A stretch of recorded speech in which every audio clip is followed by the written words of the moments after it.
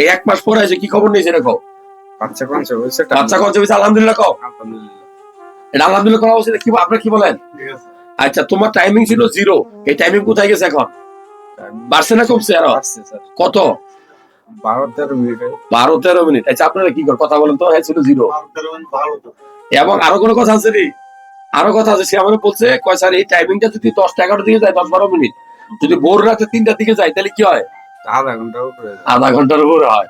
তাইলে আমাদের সিস্টেমও ইম্পর্টেন্ট জিনিস, ঠিক আছে? আমরা যারা স্বামী স্ত্রী মিলামেশা করি, এটার একটা টাইম আছে, শেষ রাতে ওই সময় হরমোনটা শরীরে বেশি থাকে। তাহলে এই কথাগুলো জোরে কওয়া উচিত না? তোমার তো মিষ্টি নিয়ে আসা উচিত। এই আমার পক্ষ থেকে তোর মিষ্টি মুখ করাই যাবো, দাও খাও, হ্যাঁ দাও, হাত দাও, হ্যাঁ দাও। আমার পক্ষ থেকে ফল মুখ যাবো তো মতো। ঠিক আছে না না না না, না, স্যার। তোমায় বাবা হতে যাচ্ছ, এখন নিয়ম হলো তোমার ওয়াইফ কে গিয়ে বলবা খুব সাবধানে থাকতে, সাধারণ মানে ভারী কাজ করা যাবে না, অনেক সাধারণ ধন সম্পদ আল্লাহ তাআলা দিবে, রিজিকের মালিক আল্লাহ তাআলা, আত্মসন্তানের রিজিক আল্লাহ তাআলা, ভারী কাজ করানো যাবে না, যাও।